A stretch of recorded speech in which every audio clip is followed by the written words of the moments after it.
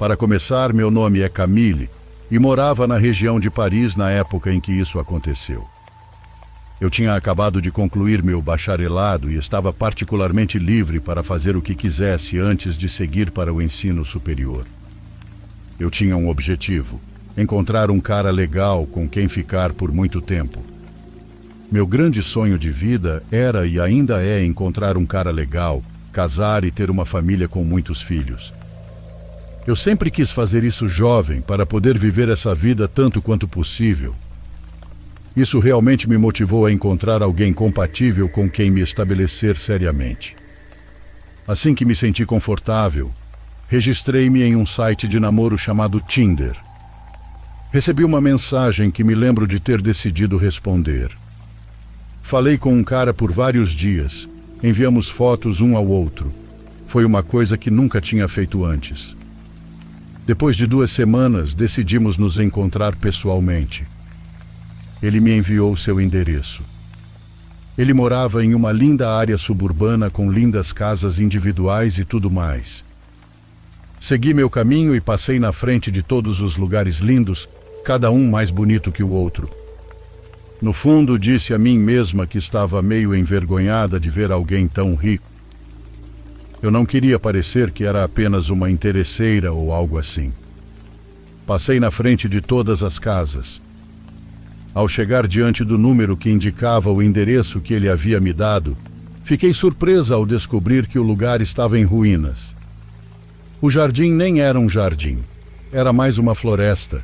Havia uma casa invisível, praticamente escondida entre toda a vegetação crescente. Dei uma volta no quarteirão e tentei me convencer de que aquele era realmente o lugar certo. Mandei uma mensagem e o homem respondeu imediatamente e me disse que já estava lá fora. No meio do mato estava um homem que não se parecia em nada com as fotos. Ele veio até mim e abriu o portão para que eu entrasse. Eu disse a mim mesma: certamente este homem deve ser o pai da pessoa com quem estou falando. Certamente aquele cara está dentro de casa. Com um grande sorriso, estendi a mão para cumprimentá-lo.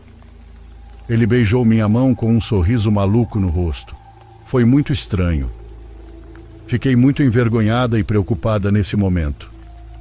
O cara me disse para segui-lo pela vegetação e chegamos na porta da frente da casa, que não era de frente para a rua, mas escondida na lateral com todas as árvores e outras plantas. Estava bem fora de vista. Ele abriu a porta e eu entrei atrás dele. Foi aí que o pesadelo realmente começou. A casa estava quase em completa escuridão. As janelas estavam barricadas com tábuas pregadas nelas. Dentro, a poeira era tanta que formava uma cortina. O chão estava podre, as paredes iguais e, acima de tudo, o cheiro era insuportável. Aquele cheiro ardeu meus olhos. Fedia muito. Não era o tipo de cheiro que você sentiria em um banheiro público ou algo assim. Era o cheiro questionável de coisas orgânicas apodrecendo. Por algum tempo, naquele momento, 3 gatos apareceram miando extremamente alto. Eles eram todos extremamente magros, sujos e, obviamente, não tinham boa saúde.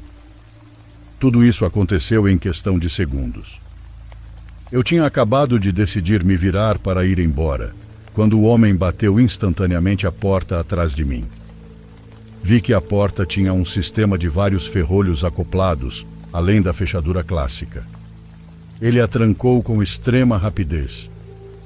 Havia uma escada que subia para o andar de cima, de onde vinha a única luz real. Estava localizada à direita da entrada. Nesse ponto eu estava tremendo e me perguntando o porquê eu estava ali. O cara acenou com a mão e disse que o andar de baixo ainda não estava pronto e pediu que subíssemos. Está reformado lá em cima, ele disse. Subi porque já não tinha outra alternativa. Não tinha como sair de lá. Lá em cima era a mesma coisa. Tudo era nojento. A única diferença é que havia alguma luz. Ele me disse feliz para pegar a primeira porta, à esquerda, e lá encontraria uma grande surpresa. Não sei por onde começar. A janela estava lacrada e tinha grades do lado de fora.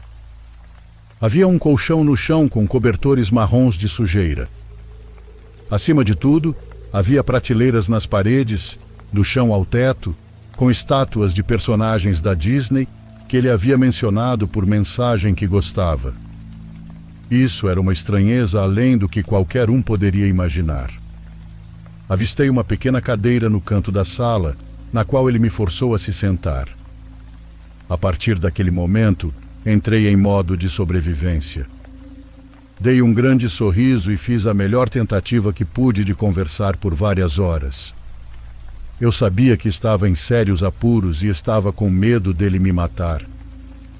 Mesmo que eu fosse o dobro do tamanho dele, o homem na minha frente poderia estar armado. Como eu saberia o que ele poderia estar escondendo? O cara se deitou no colchão e ficou olhando para mim enquanto conversávamos, me dizendo inúmeras vezes para ir me juntar a ele na cama. Recusei educadamente e tentei agir de forma inocente. Depois de quase 3 horas intermináveis, recebi uma mensagem da minha colega de quarto, que tinha um toque diferente de todas as outras notificações do meu telefone.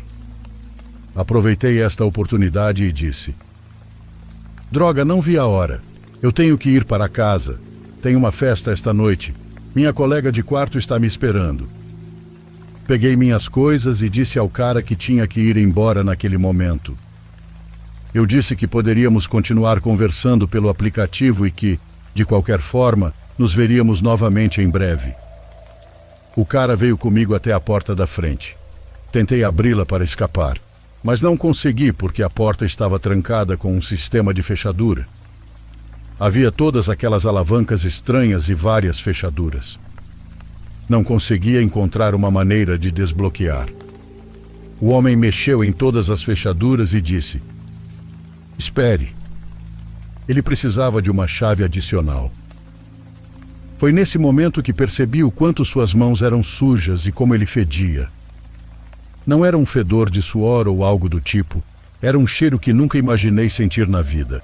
Não tenho nenhuma noção do que era. Ele subiu e demorou 5 minutos para voltar.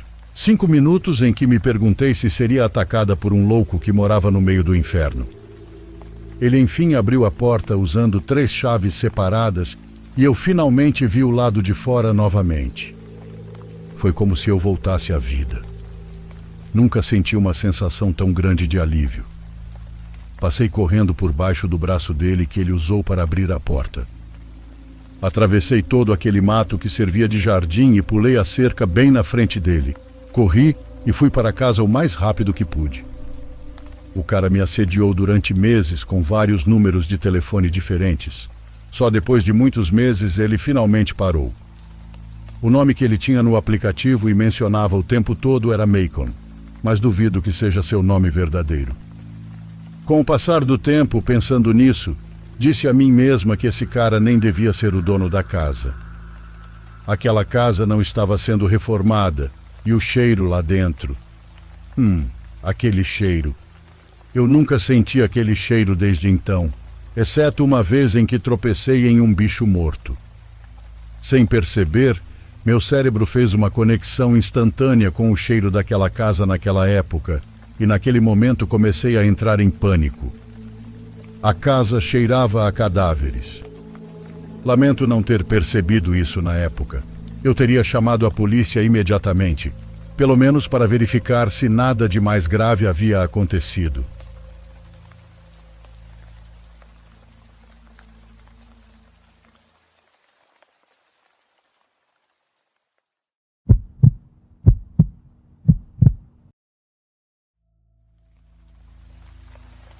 No tempo em que fui professor rural há 40 anos, vivi durante 3 anos em um vilarejo no estado da Bahia, chamado Vale da Cana, que acredito não existir mais. Era muito conhecido por sua igreja principal. O vilarejo onde eu dormia não tinha mais de 300 habitantes, mas a igreja estava sempre em perfeito estado e era muito grande para o tamanho do lugar. A razão que me deram é que naquele lugar eram muito religiosos e a fé era tão grande que muita gente de outros lugares ia até lá para ouvir a missa. Minha vida naquele local poderia ter passado despercebida, cheia de tranquilidade, se não fosse por um período em que a situação social se tornou um caos. Em um período de não mais que 4 meses, ocorreram 3 desaparecimentos que abalaram a região. Os 2 primeiros desaparecimentos ficaram sem solução. Não houve um único rastro deles, nem nas serranias, nem nas lagoas ou nos rios próximos. Esses pobres pequenos simplesmente desapareceram. O chefe do nosso setor nos pediu que informássemos qualquer coisa estranha e que estivéssemos muito atentos às visitas de pessoas que não fossem do local, que sempre prestássemos atenção nos carros que passavam, pois temiam que houvesse uma quadrilha de sequestradores de crianças que já haviam deixado rastros 3 anos antes. As famílias dessas crianças nunca superaram esses acontecimentos e foram das poucas famílias que se afastaram dos costumes religiosos, pois tinham ressentimento de Deus, por assim dizer, já que não havia conseguido ajudar seus filhos a voltarem para casa. À noite, o ambiente era tenso. Era verão e fazia muito calor, especialmente para quem não estava acostumado, como eu. Durante as madrugadas, eu não conseguia dormir completamente e o suador me fazia acordar. Em uma dessas ocasiões, vi algo que nunca soube se foi real ou fruto da minha imaginação, mas que certamente me causou muito medo e curiosidade ao mesmo tempo. Naquela noite, vi uma figura vestida completamente de preto que se esgueirava pelo mato que rodeava a casa. Estava com o corpo coberto por uma espécie de manto e se escondia como se quisesse garantir que não fosse descoberto. De repente, outra figura, visivelmente feminina, apareceu entre as árvores. Eles se deram as mãos e desapareceram na escuridão. Nunca contei o que vi porque, sinceramente, não pensei que aquilo tivesse relação com os desaparecimentos das crianças. Parecia-me mais um caso de romance secreto entre os habitantes do local do que um tema de sequestro de crianças. Além disso, as crianças desapareciam de dia, nunca à noite. Eu tentava não me envolver muito nesse tema. Minha função se limitava a cuidar das crianças na escola e criar redes de proteção nos caminhos para casa. Fora isso, o vilarejo estava mais inclinado a seguir a palavra do padre. O último a desaparecer foi Saulo, um dos alunos da escola. Ele tinha 11 anos. Era um menino muito inteligente, ativo e educado. Sua família era grande, e todos eram igualmente amáveis e prestativos com os outros habitantes. Se tivesse que apontar algo que eu considerava um pouco excessivo, era o fanatismo religioso deles. Saulo foi educado para servir a Deus. De fato, ele sempre dizia que não iria estudar para ter uma carreira, porque queria ir para o seminário e se tornar padre. Seu desaparecimento foi bastante estranho. À tarde, o menino saía para assistir catecismo, o que aparentemente era diário. Nos meus tempos, isso acontecia uma vez por semana, mas, bem, era a tradição de sua família. Naquela tarde, o pequeno Saulo saiu para brincar depois do catecismo. Sua mãe, Dona Isabel, o advertiu para não ficar até tarde. No entanto, quando a noite caiu, Saulo não havia voltado, e a preocupação de sua mãe se transformou. Os vizinhos formaram grupos de busca e percorreram cada canto e arredores. As horas se passavam e não havia sinal de Saulo. À meia-noite começou a fazer um frio danado e os sinos da igreja começaram a tocar sozinhos. O chamado foi feito pelo padre da paróquia, um jovem chamado Geraldo, que havia chegado há poucos meses. A preocupação da família os levou a buscar sua ajuda, e ele, que conhecia bem Saulo, não pôde recusar. Ele lhes disse que o que precisavam fazer era rezar e pedir a Deus pelo retorno do pequeno. Ele fez uma oração com todos os presentes e disse que no dia seguinte iria pessoalmente fazer a denúncia às autoridades. A figura do padre era sempre vista como a figura de poder, a de maior respeito, e por isso sabia-se que a responsabilidade era muito grande e que ele sempre tinha que estar ao serviço da comunidade, o que aparentemente não o incomodava. No dia seguinte, o desaparecimento era palpável no ar.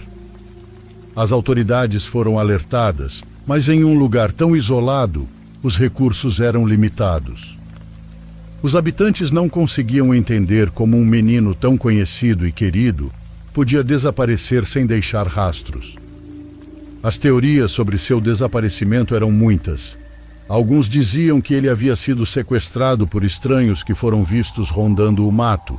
Outros acreditavam que Saulo havia caído em um dos antigos poços. No entanto, a teoria mais macabra começou a ganhar força. Diziam que algo sombrio, um demônio, havia levado o pequeno. Dona Rosa, uma idosa conhecida por ter vivido toda a sua vida ali, por conhecer todos e saber sobre o lugar, lembrou-se de um velho relato sobre o campanário da igreja. Dizia que há séculos um sacerdote havia realizado rituais proibidos em seu interior, fazendo com que a escuridão tomasse conta do lugar por um tempo. Embora o sacerdote tenha sido banido, o mal permaneceu, esperando ser despertado. Naquela noite, Dona Isabel teve um sonho. No sonho, via Saulo no campanário, cercado por sombras que sussurravam seu nome. Ela acordou assustada, com o coração batendo forte. Decidida, dirigiu-se à igreja antes do amanhecer, acompanhada de seu marido e 2 vizinhos. Levavam consigo um lampião e um rosário. O padre Geraldo, que também estava perturbado pelo desaparecimento de Saulo, os encontrou diante da porta da igreja.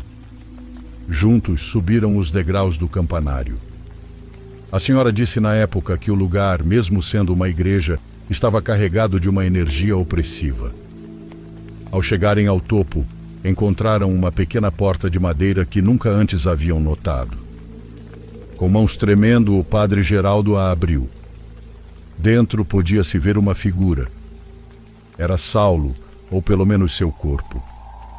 As sombras se dissiparam quando a luz do lampião o alcançou, e o menino apresentava marcas de ter sido atacado por alguém. Havia marcas de golpes e arranhões. Ele estava sem camiseta e calçava apenas um sapato.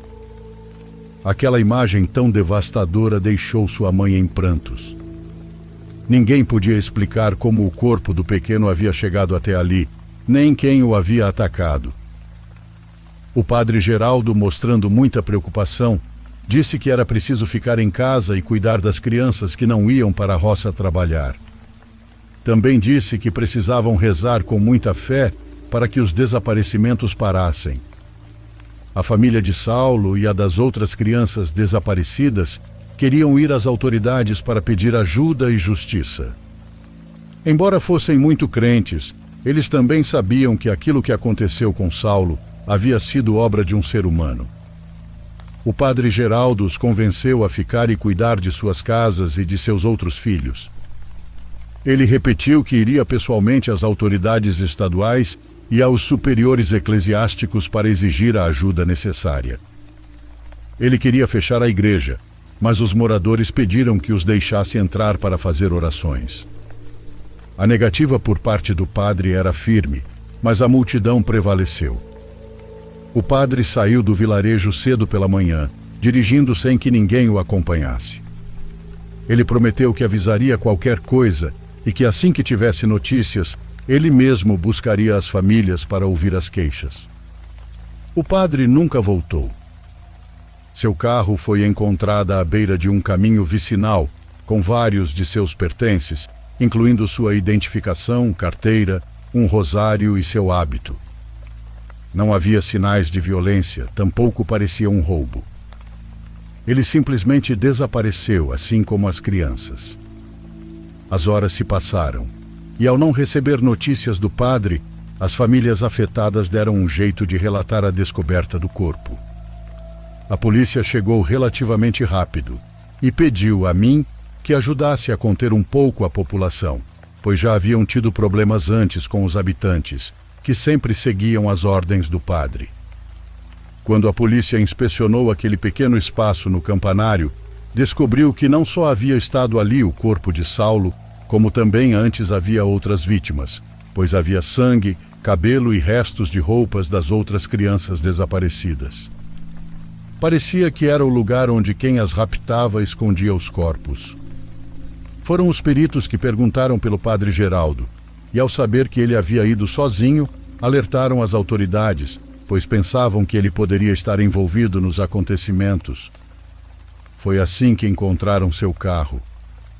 Até hoje o padre e os corpos das duas primeiras crianças ainda não apareceram. Parecia até que a lenda da qual falava Dona Rosa era verdadeira. Chega a dar um arrepio quando lembro dela. Eu fui embora de lá algum tempo depois, deixando a comunidade cheia de ressentimento contra mim.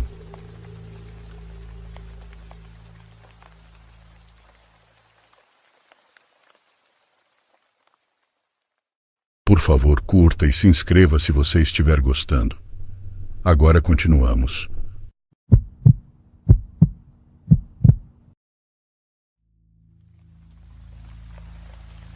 Quando eu era criança, meus tios Ingrid e Marcos tinham uma casa muito bonita, de onde se podia ver quase toda a cidade. Ficava em uma colina de casas de ricos de antigamente, e a deles era uma das casas menores, mas nós adorávamos ir lá. Eles não recebiam muitas visitas, mas a casa sempre ficava cheia de parentes nos aniversários de meus dois primos. Eu me lembro muito bem de como no jardim de trás havia uma piscina que, com aquela vista da cidade ao fundo, parecia espetacular. Depois havia um pequeno corredor e o resto do terreno começava a descer em uma espécie de barranco cheio de umas plantas verdes que pareciam grama de longe, mas tinham uma consistência espessa, como suculentas. Esse pequeno barranco terminava em uma cerca e depois continuava por vários metros até chegar às casas da rua de baixo. Em um canto onde o terreno se encontrava com o dos vizinhos, havia uma espécie de pula-pula que parecia estar abandonado há muito tempo, um daqueles que são cobertos por uma rede de proteção. Além disso, tinha uma lona por cima que deixava o interior completamente escuro. A parte de baixo do pula-pula parecia estar cheia de mato que havia crescido ao longo do tempo, como um testemunho do pouco uso que tinha sido dado a ele por anos. Na parte de cima, naquele esconderijo escuro formado pela lona e pela rede, parecia que tinham guardado algumas coisas ou algo assim. Eu olhava e sentia uma enorme vontade de destapar tudo, subir no pula-pula e começar a pular. Imaginei que estava quebrado, que não funcionava e por isso não era usado, e embora aquela casa ao lado parecesse quase abandonada, me disseram que sim, vivia gente lá, mas que já eram idosos. Em um dos aniversários dos meus primos, estávamos brincando de esconde-esconde, e eu fui andando pela casa inteira para me esconder. Eu sempre era o mais ousado na hora de buscar esconderijos. Em algum momento daquela tarde, cheguei até a subir no telhado. E sim, geralmente eu procurava os lugares onde ninguém se atreveria a me procurar. Então, quando estávamos no meio do jogo, me aproximei daquele lugar. Ninguém ia até aquele canto do terreno. Pensei que o mais extremo que poderia fazer era atravessar e me esconder naquele pula-pula abandonado que os vizinhos tinham. Quando cheguei lá, senti uma necessidade de me enfiar na parte de baixo do pula-pula. Me abaixei para olhar, mas estava completamente escuro. Algo me disse para não fazer isso, então subi na parte de cima, sobre a cama elástica. Ao fazer isso, movi algumas coisas que pareciam estar guardadas lá, como caixas de plástico transparentes que usei para me esconder. Mesmo que espiassem ali, seria quase impossível que alguém se atrevesse a entrar. Ninguém iria me procurar lá dentro. Com certeza eu ia ganhar. Assim os minutos se passaram, e ouvi como procuravam um por um à distância, como iam encontrando até que só faltava eu, e então todos começaram a ajudar a me procurar. Meu irmão, conhecendo-me, foi o único que imaginou que eu poderia ter ido tão longe a ponto de me esconder lá. Eu o ouvi se aproximar, chamando meu nome. Eu já sei que você está aí. Eu sabia que você viria aqui. Sem fazer barulho, me escondi ainda mais atrás das caixas e tentei ao máximo segurar o riso para que ele não me descobrisse. Meu irmão chegou até o pula-pula e me chamou. Eu já te vi. Vem, sai daí, insistiu. Depois, meu primo, que morava naquela casa e que estava nos procurando, perguntou se eu estava lá dentro e meu irmão respondeu que sim. Meu primo disse que isso não era bom, que tinham estritamente proibido se aproximar daquele canto, muito menos atravessar para a casa vizinha. Meu irmão então insistiu, não mais brincando, que eu saísse, e eu mal conseguia segurar a risada. Eu já te vi, idiota. Você está aí embaixo do pula-pula. Já vimos seus pés. Assim que disseram isso, algo se mexeu. Eles saíram correndo, e eu percebi que eles não estavam me vendo na parte de cima da cama elástica, mas sim embaixo, entre a cama e o chão, onde eu não tinha me atrevido a entrar. Do que quer que eles estavam vendo lá embaixo, só me separava a lona elástica. Algo se mexeu. Eu ouvi e senti. Algo lá embaixo parecia estar querendo rir. Como pude, me arrastei para sair dali. Corri para encontrar meu pai e meu tio que já vinham correndo atrás de mim. Me lembro como em um sonho que meu tio me abraçou. Eu já era uma criança grande, mas ele me abraçou, me pegou no colo e me levou para casa para depois me repreender por ter ido até lá. Ele me disse para nunca mais fazer isso, e então me lembro que percebi que meu irmão e meu primo estavam chorando, tremendo. Eu perguntei o que havia acontecido, mas eles não me disseram. Nunca me disseram. Meu tio e meu pai ficaram espiando o pula-pula, procurando algo, mas depois voltaram para casa e saímos pouco depois. Essa foi apenas uma história estranha, da qual ninguém falava, da qual ninguém falou por muito tempo. Meus tios e primos deixaram aquela casa quando se mudaram da cidade. Eles voltaram há 2 anos, e meu irmão e eu nos reunimos com meus primos, 10 anos depois. Já estávamos todos chegando aos 20 e poucos anos, e desde que se mudaram, não nos falamos mais, e ficamos muito felizes de nos reencontrarmos. Em algum momento perguntei se não sentiam falta daquela casa tão bonita onde viviam, com aquela vista que adorávamos, e me disseram que era a última coisa de que sentiam falta. Na verdade, era um dos únicos motivos pelos quais odiavam morar naquela cidade. Disseram que havia algo muito ruim naquela casa, na casa ao lado, que sempre tentava entrar na deles. Assim que disseram isso, notei que meu irmão ficou muito pensativo. Você não se lembra? Você também viu, não viu? Me perguntaram. Eu não entendi. Você não se lembra do meu aniversário, quando você atravessou para a casa vizinha para se esconder no pula-pula? Perguntou meu primo e depois se dirigiu ao meu irmão. Você nunca contou a ele o que viu? Meu irmão balançou a cabeça e meu primo começou a me contar. Na casa ao lado, viviam alguns velhinhos que nunca saíam de casa, mas não eram os únicos que moravam lá. Meu irmão e eu, até mesmo minha mãe, vimos algo que saía à noite, do espaço debaixo da casa, algo que andava pelo terreno. Uma mulher, ou parecia ser uma mulher. Ela tinha pouquíssimo cabelo, usava um vestido que a fazia parecer um fantasma, e é isso que pensávamos que era, mas agora não sei. Poderia ter sido alguma louca que se escondeu lá, que se alimentava da comida dos velhos, aproveitando quando eles iam dormir. Daquela vez que você foi se esconder no pula-pula, seu irmão se aproximou porque suspeitou que você estava lá. Mas quando ele se aproximou, viu algo se mexer na parte de baixo. Ele gritou, disse para você sair, mas você não saiu. Então eu me aproximei e ele me disse onde você estava. Disse que você estava lá embaixo, mas eu não tinha certeza se era você. Peguei uma pedra ou algo assim, já não me lembro, mas joguei para dentro e então algo espiou. Algo colocou a cabeça para fora para nos ver. Nunca a tinha visto tão de perto. A mulher que vivia debaixo da casa estava lá. Saímos correndo para pedir ajuda porque sabíamos que você estava lá perto e talvez ela tivesse te pegado. Entramos em casa e nos fizeram prometer que nunca te contaríamos. Eu ri e perguntei ao meu primo por quê. Por que fizeram eles prometerem isso? Ué, ela não tinha te agarrado? Meu primo respondeu. Fiquei pensando por um momento. Não entendia do que ele estava falando, e então de repente me lembrei. Lembrei que quando me arrastei para sair, umas mãos que saíam da parte de baixo me agarraram pela perna.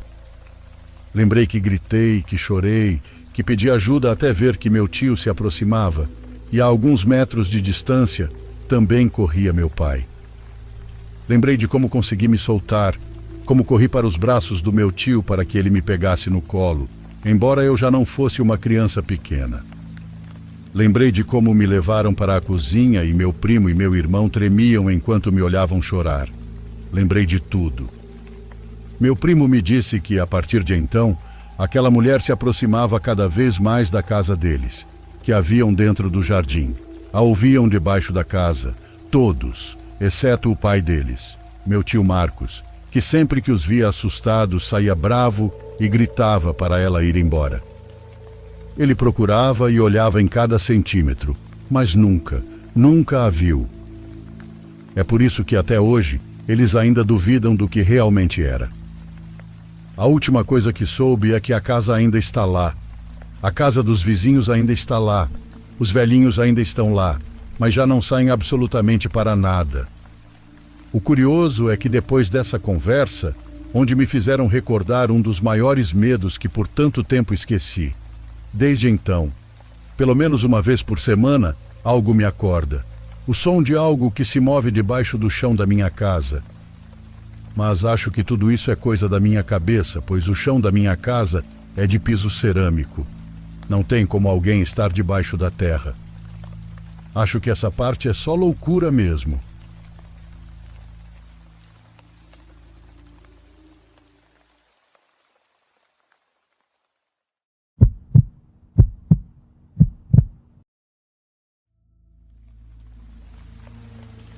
Eu decidi acampar sozinho no fundo da Floresta Negra. Eu precisava de paz, longe do barulho e da correria da cidade. Eu queria sentir a calmaria da natureza e encontrar um tempo tranquilo para mim mesmo. Eu coloquei na mochila todos os itens essenciais e dirigi até encontrar o local perfeito.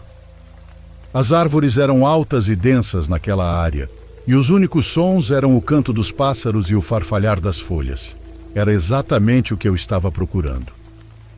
Montei minha barraca em uma pequena clareira.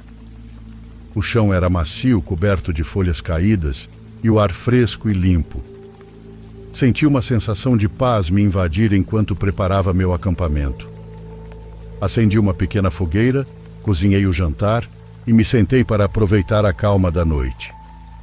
Quando o sol começou a se pôr, o céu assumiu um belo tom de laranja e rosa. A floresta parecia brilhar e eu me sentia completamente tranquilo. A noite caiu e eu me acomodei na barraca. Estava ansioso por uma boa noite de sono na quietude da floresta. Enquanto estava deitado, comecei a ouvir um som suave de assobio. A princípio, pensei que era apenas o vento soprando através das árvores. Era um som calmo, quase musical, e eu não dei muita atenção a ele. Fechei os olhos e tentei dormir, mas o assobio ficou mais alto. Não era mais um som suave e distante. Parecia estar se aproximando, ficando mais forte a cada hora que passava. Sentei-me na barraca com o coração disparado. Ouvi atentamente, tentando descobrir de onde vinha o som. Parecia estar se movendo, às vezes perto, às vezes mais longe. Disse a mim mesmo que era só o vento, mas não consegui me livrar da sensação de desconforto que crescia dentro de mim. Decidi sair da barraca e dar uma olhada ao redor. A floresta estava escura, com apenas a luz da lua filtrando-se pelas árvores. Peguei minha lanterna e iluminei o acampamento.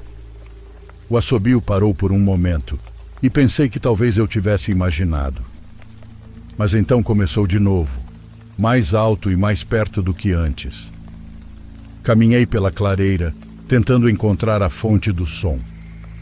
Não vi nada em comum, apenas as árvores e as sombras que elas projetavam. Quando estava prestes a voltar para a barraca, o feixe da lanterna captou algo estranho. Havia entalhes nas árvores ao redor do meu acampamento, símbolos e marcas estranhas que eu não tinha notado antes. Eles pareciam brilhar à luz da lua. O assobio ficou mais alto, quase insuportável.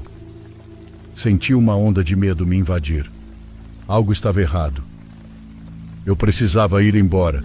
Então rapidamente arrumei minhas coisas com as mãos tremendo. O assobio estava tão alto que parecia estar dentro da minha cabeça. Quando comecei a voltar pelo caminho que havia vindo, eu os vi. Estranhas figuras estavam paradas entre as árvores, bloqueando a passagem. Elas não se moviam, apenas ficaram ali, me observando. Meu coração disparou e senti um surto de pânico. Me virei e corri na direção oposta, na esperança de encontrar outra saída. As figuras pareciam me seguir sempre à beira da minha visão. Não importava para onde eu me virasse, elas estavam lá, bloqueando meu caminho. O assobio era ensurdecedor agora, um som agudo que me dava dor de cabeça. Eu tropeçava pela floresta escura tentando encontrar uma saída. Em uma tentativa desesperada de escapar, lembrei-me da trilha pela qual havia vindo. Virei e corri em direção a ela na esperança de que me levasse de volta. As figuras estavam mais perto. Eu podia sentir a presença do que quer que fosse. Eu me esforcei e finalmente vi a borda da floresta. Eu irrompi para o lado de fora e o assobio parou no mesmo instante. Só havia silêncio agora. Não parei de correr até chegar ao meu carro. Entrei, liguei o motor e fui embora o mais rápido que pude. Meu coração ainda estava disparado e minhas mãos tremiam enquanto eu segurava o volante. Cheguei a um lugar seguro, mas sabia que nunca esqueceria o que aconteceu naquela floresta. O assobio sinistro, os estranhos entalhes e as figuras. Parece até que algo não me queria lá. Meus pais sempre me disseram que florestas escondem algo, mas sempre levei isso como brincadeira.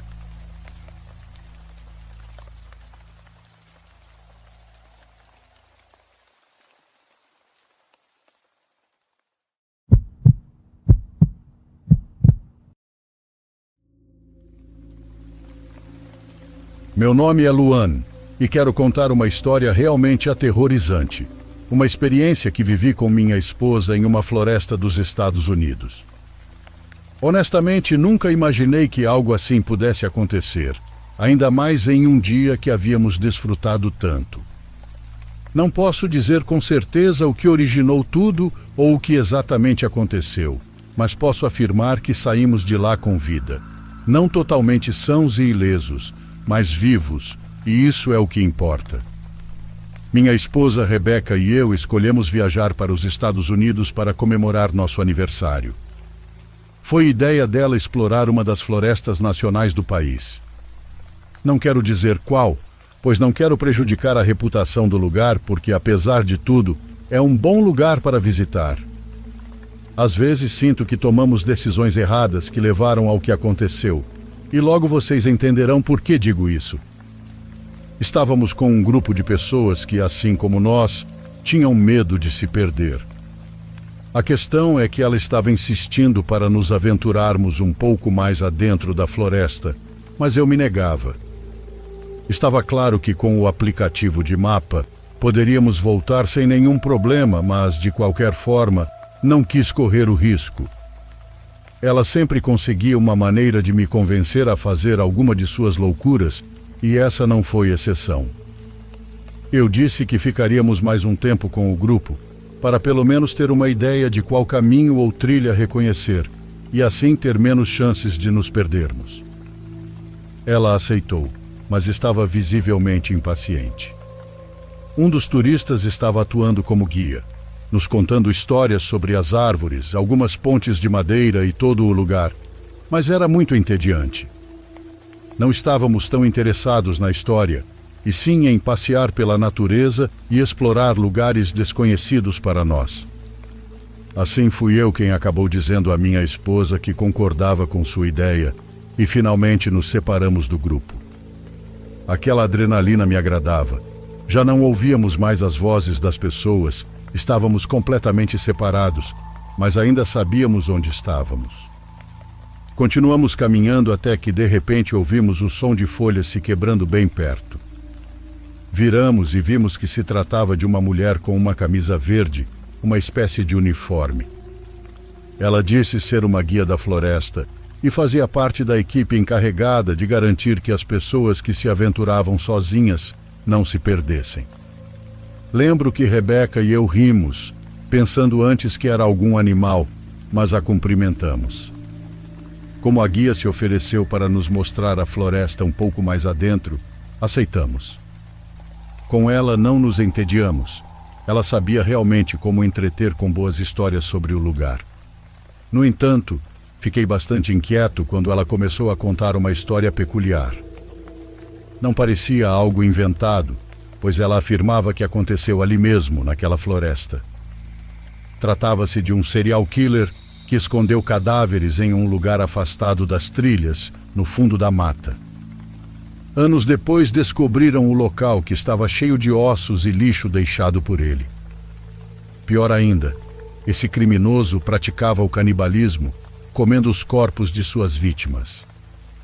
Não podíamos ter certeza se o que ela dizia era verdade ou não, mas a história nos entreteve bastante, ainda mais porque gostamos de casos criminais. Com o passar do tempo, chegamos a uma pequena cabana em péssimo estado. Não era a primeira vez que víamos uma cabana assim em meio à floresta. Ela parecia normal por fora, mas após ouvir a história da guia, tudo o que consegui pensar foi que talvez ali fosse o lugar onde os assassinatos dos quais ela falou ocorreram. Não me sentia seguro em me aproximar e percebi que Rebeca também não, pois ela segurou meu braço com força. Ambos queríamos voltar e deixamos isso claro para a guia, além de termos planos para a noite e não podermos voltar tarde demais. Foi então que a guia disse que não havia nada com o que se preocupar, que os eventos haviam ocorrido há décadas e que seria interessante conhecer o local. Após muita hesitação e mais uma vez nos deixando levar pela aventura, decidimos entrar. Desde que demos o primeiro passo dentro da cabana, sentimos um ambiente muito pesado. Não era nada como o que sentíamos ao caminhar pela floresta. O som da natureza parecia ter se silenciado, e isso nos causou um desconforto que nos deixou muito incomodados. A guia reiterou que não havia motivo para ter medo e insistiu em nos mostrar cada canto da cabana. Foi exatamente nesse momento que ouvimos gritos horríveis vindos de fora. Pareciam muitas pessoas chorando e gritando, como se estivessem sendo machucadas. Rebeca e eu, sem saber o que estava acontecendo, decidimos sair, mas a guia quase que nos ordenou que ficássemos, pois não sabíamos o que estava acontecendo. Minha esposa teve um pressentimento, um sexto sentido que a fez perceber que algo não estava certo. Antes que a guia se aproximasse mais para cuidar de nós, Rebeca murmurou para que eu confiasse nela e saíssemos correndo dali. Não hesitei sequer um segundo e corremos em direção à porta, eu atrás da minha esposa, enquanto a guia gritava para não sairmos e esperarmos por ela. Quando saímos, não vimos absolutamente nada. Não havia uma única pessoa e os gritos cessaram de repente. Novamente só podíamos ouvir o som da natureza. Nos olhamos, sem saber o que estava acontecendo. Vimos que a guia ficou dentro da cabana e não nos seguiu. Mas de repente, ouvimos golpes na porta. Pareciam socos. Não lembro de uma ocasião em que meu coração tenha acelerado tanto quanto naquela vez. Imediatamente corremos. No entanto, minha esposa era lenta, e eu gritava para que ela se apressasse e corresse mais rápido. Infelizmente, com os nervos à flor da pele, Rebeca tropeçou em uma pedra, torcendo o tornozelo. Até hoje ela diz que é culpa minha por pressioná-la. Então, corremos contando com a esperança de que estávamos seguindo a trilha entre as árvores que nos levaria de volta ao caminho certo, que nos conduziria ao resto dos turistas, e no final conseguimos. Assim que nos viram, vieram em nossa direção, carregando minha esposa para tirá-la da floresta e levá-la à estação de controle mais próxima.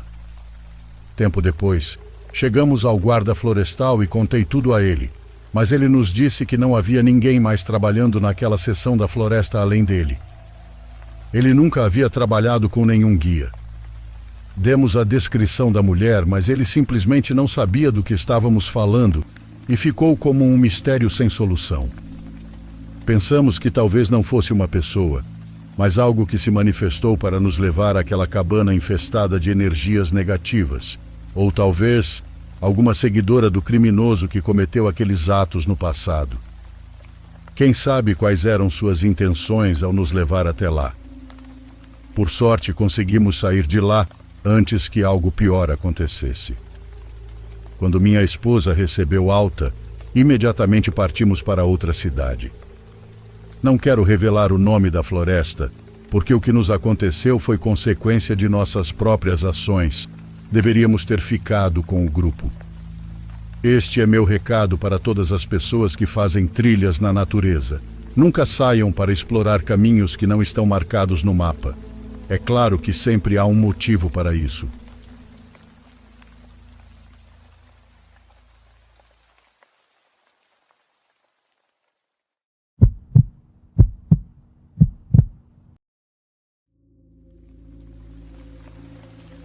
Meu nome é Antônio e sou natural de uma cidade chamada Nuevo León, no México, onde morei até completar 25 anos e me mudar para outro estado.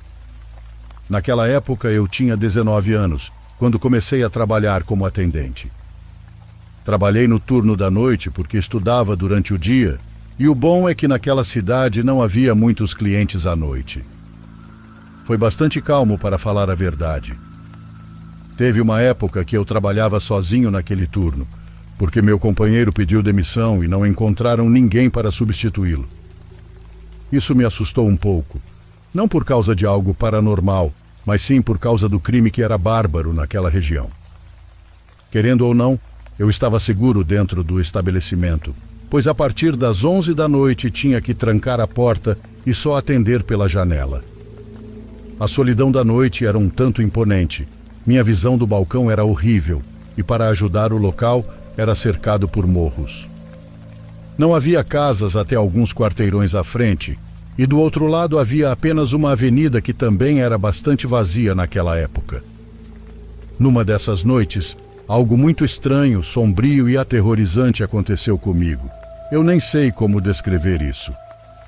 Eu estava trabalhando atrás do balcão e a porta já estava fechada, pois já passava da meia-noite e era durante a semana, então havia pouquíssimos clientes.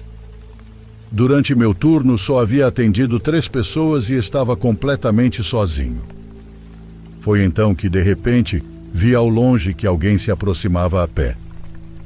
Não consegui ver quem era, mas sabia que vinha na direção do estabelecimento. Observei até que ele finalmente atravessou a rua e pude ver que era um homem vestido e pintado como palhaço. Ele carregava uma mochila nas costas e sorria para mim enquanto se aproximava. Eu não vou mentir para você. Me assustou um pouco vê-lo daquele jeito, vindo do nada e com aquela expressão no rosto.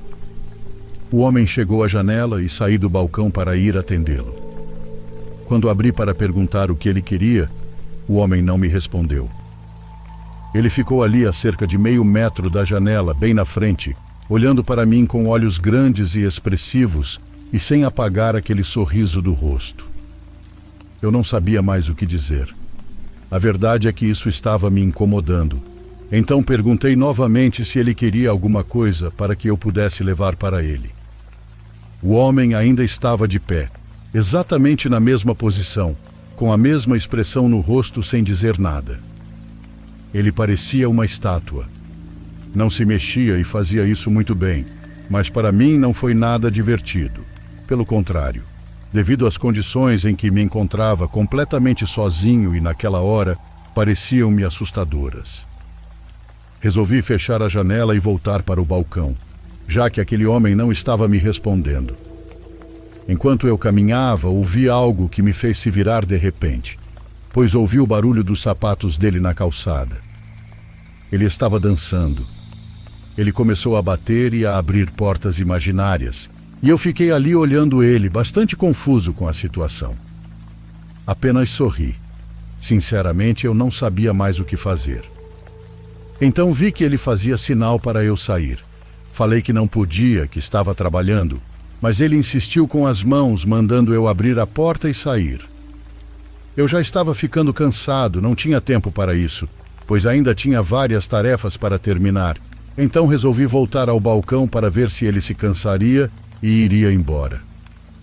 Quando cheguei ao balcão, ainda pude vê-lo através do vidro, pois ele se moveu para poder me encarar com aquele sorriso falso no rosto, sem falar nada, agindo e insistindo para que eu abrisse a porta e saísse. Quando comecei a ignorá-lo, vi pelo canto do olho que o cara parou de se mover. Ele apenas ficou de frente para mim e não estava mais com aquela expressão sorridente. Seu rosto havia mudado completamente. Agora ele me olhava com uma cara muito estranha e séria e não tirava os olhos de mim um só segundo. Era realmente algo muito perturbador. Aquela situação estava me incomodando muito e decidi ligar para os serviços de emergência para que mandassem uma viatura. Mas como costuma acontecer onde moro, eles não deram a mínima. Disseram quase debochando que não havia viatura disponível. Segui no telefone, pedindo para a operadora mandar alguém porque me sentia em perigo com aquele cara lá fora, mas tudo o que ela me disse foi para ficar calmo, que era seguro dentro do estabelecimento e que quando uma patrulha estivesse disponível, eles iriam enviar. Desliguei o telefone, sem esperança de que alguém viesse me ajudar. Nisso vi que um carro estava estacionado do lado de fora. Vi que eram 2 jovens que pareciam vir de alguma festa, e quando viram aquele cara parado lá fora, eles decidiram ir embora sem nem sair do carro. A verdade é que fiquei feliz por eles fazerem isso, porque não sei o que aquele cara teria feito com eles. Quando os jovens saíram, o cara caminhou em direção à porta e começou a forçá-la para tentar abri-la. Depois disso, ele começou a bater nas janelas com as mãos, com muita força. Menti para ele que eu estava armado e que a polícia estava vindo, que era melhor ele sair antes deles chegarem, porque tudo o que ele estava fazendo ficou gravado nas câmeras. O cara continuou batendo com muita força, tanto que pensei que ele iria conseguir quebrar o vidro. Em determinado momento ele se cansou e vi que ele começou a tirar coisas da mochila. Eram ferramentas para consertar carros ou caminhões. Tinham manchas vermelhas e claro que a primeira coisa que me ocorreu foi que estavam manchadas de sangue.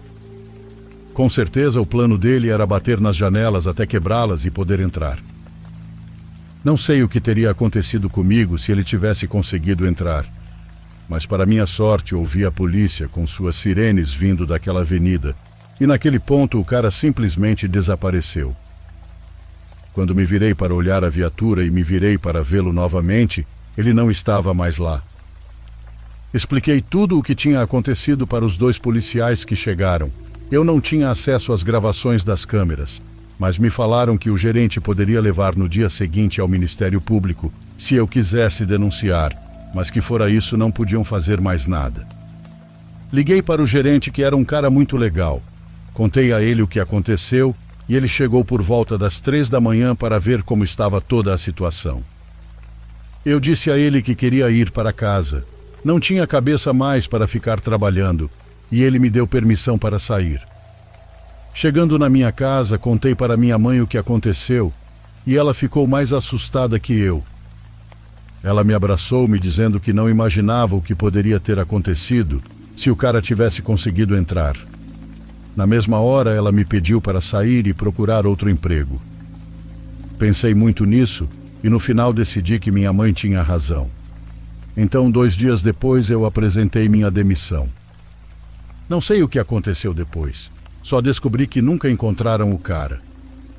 Bom, já que ele estava fantasiado, era realmente difícil. Era impossível reconhecê-lo.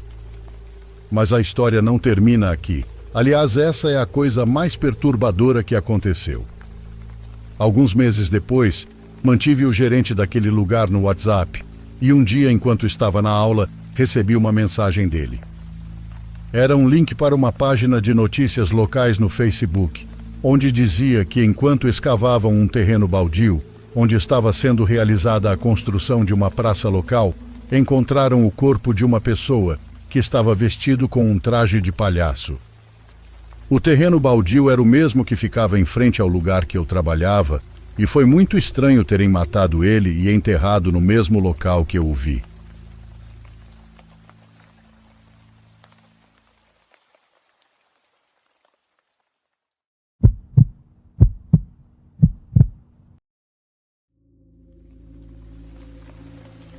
Isso aconteceu quando eu tinha talvez 9 ou 10 anos de idade. Fui convidado para a festa de aniversário de um amigo e havia cerca de 10 outras crianças lá. Era um amigo chamado Tony e ele não era meu melhor amigo, mas eu o conhecia muito bem.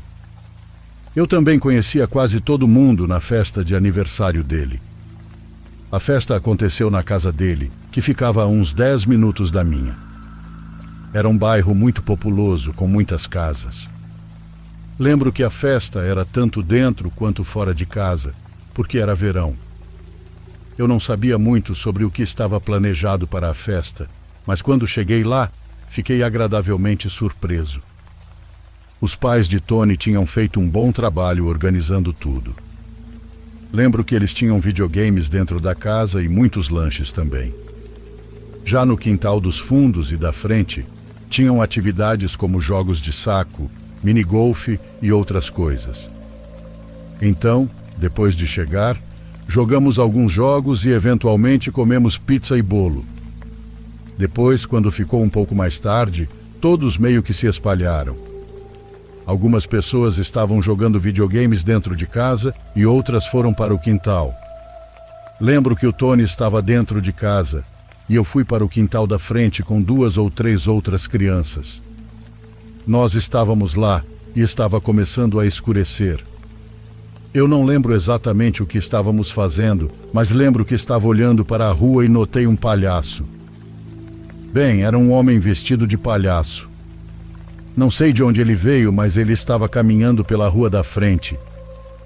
Logo percebemos que ele estava andando na nossa direção. Pensamos que os pais do Tony deviam ter contratado o palhaço. Provavelmente era uma piada engraçada, porque os pais do Tony eram pessoas engraçadas.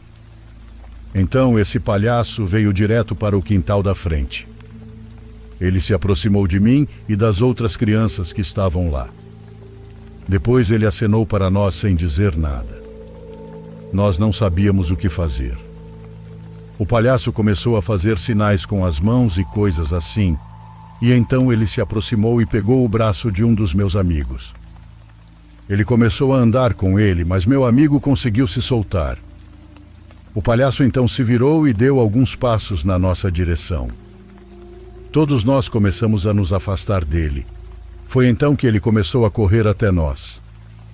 Lembro que todos saímos correndo e voltamos para dentro da casa.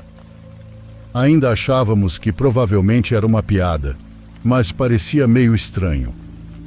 O palhaço não nos seguiu para dentro da casa, mas depois de entrar, contamos para o Tony, que contou para os pais dele. Os pais de Tony disseram que não contrataram nenhum palhaço. Eles não estavam esperando ninguém fantasiado. Ficamos arrepiados quando ouvimos isso. Algum cara aleatório fantasiado simplesmente se aproximou de nós e agiu daquela forma. Todos nós fomos para fora para olhar, mas não o vimos. Os pais do meu amigo chamaram a polícia. Eles fizeram todo mundo ficar dentro de casa pelo resto da noite. Todos fomos até as janelas e ficamos olhando para fora. Lembro que, alguns minutos depois, vimos o palhaço correndo pela rua. Quando ele passou pela casa, ele se virou e deu um pequeno aceno para nós enquanto segurava uma machadinha. Depois disso, ele rapidamente sumiu de vista. A polícia chegou talvez 10 minutos depois e o cara já não estava mais na área. Logo depois, os pais de todo mundo vieram nos buscar, então eu fui embora. Nunca descobrimos quem era, mas você pode imaginar o que aconteceria naquela noite se ele tivesse levado alguém com ele.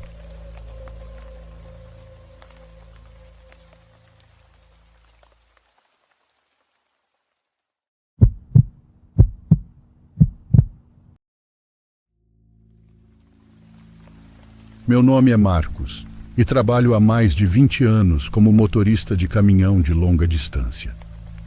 Nunca tinha tido uma experiência fora do comum até aquela noite, que começou como uma viagem rotineira. Saí de São Paulo com destino a Dourado, mas uma tempestade intensa me obrigou a pegar um desvio. A estrada secundária por onde me desviei era estreita e cheia de curvas acentuadas. A chuva caía com tanta força que eu mal conseguia ver além de poucos metros à frente do meu caminhão. As placas de trânsito mal eram visíveis e depois de um tempo me dei conta de que estava perdido. O relógio do painel marcava 23 da noite quando vi uma área de descanso ao longe, iluminada por luzes azuis. Aproximei-me e vi que o lugar estava cheio de caminhões quebrados e nenhum motorista à vista. O local tinha um aspecto estranho, mas eu não tinha outra opção. Precisava descansar e esperar a tempestade passar. Estacionei meu caminhão e, ao descer, senti uma sensação estranha, como se algo não estivesse certo. Os caminhões estavam enferrujados e cobertos de vegetação, como se estivessem ali há anos. A chuva começou a diminuir e uma névoa espessa cobriu a área. Decidi ficar na cabine, mas por algum motivo não conseguia descansar. Permaneci sentado, olhando pelo para-brisa, tentando me acalmar. Não demorou muito até que um barulho alto me fizesse saltar de susto. Era um barulho metálico, seguido do que pareciam gritos. Olhei para o relógio. Eram 3 da manhã. Endireitei-me no assento, tentando entender o que estava acontecendo. Através da névoa, vi luzes se movendo entre os caminhões abandonados. Com um pouco de medo, mas curioso, saí da cabine para investigar. Caminhei devagar com uma lanterna na mão, e à medida que avançava, os ruídos ficavam mais fortes. Consegui ver pessoas, e havia algo muito estranho nelas. Aproximei-me mais e vi claramente que eram outros motoristas, e seus rostos mostravam expressões estranhas. Alguns estavam dentro de cabines destruídas, outros caminhando por ali como se estivessem procurando algo. Mas o mais assustador eram seus olhos vazios. O ar começou a ficar muito pesado e senti um cheiro de gasolina e plástico queimado. De repente vi como os acidentes se repetiam diante dos meus olhos. Um caminhão tombava, outro colidia com uma árvore, e sempre que isso acontecia, ouvia os gritos e lamentos daqueles homens. Não demorou muito para eu entender o que estava vendo. Ao que parecia, aqueles motoristas reviviam seus últimos momentos repetidamente. Não conseguia acreditar no que via. Tentei recuar, mas meus pés não me obedeciam. E de repente, uma das figuras começou a se aproximar de mim. Essa figura parecia me dizer algo, mas só ouvia murmúrios com muito sofrimento. Tentei me mover, mas meu corpo não respondeu ao medo que sentia. Nesse momento, a figura levantou uma mão apontando para mim, e nesse instante, todos os motoristas pararam e me olharam. Fiquei paralisado, sem poder desviar o olhar, que se aproximava cada vez mais, sussurrando. Naquele momento, um relâmpago pareceu cair muito perto da área, me jogando no chão pelo barulho tão forte que fez. Quando me levantei, os motoristas não estavam mais lá. Voltei rapidamente ao meu caminhão, com o coração batendo a 1000 por hora. Liguei o motor e me afastei daquele lugar o mais rápido que pude. Dirigi sem parar até que a luz do amanhecer começou a iluminar o céu. A área de descanso e os caminhões desapareceram no retrovisor, mas a sensação horrível que sentia não me deixou. Não busco explicações nem consolo. Sei que o que vi naquela noite foi real e nunca esquecerei.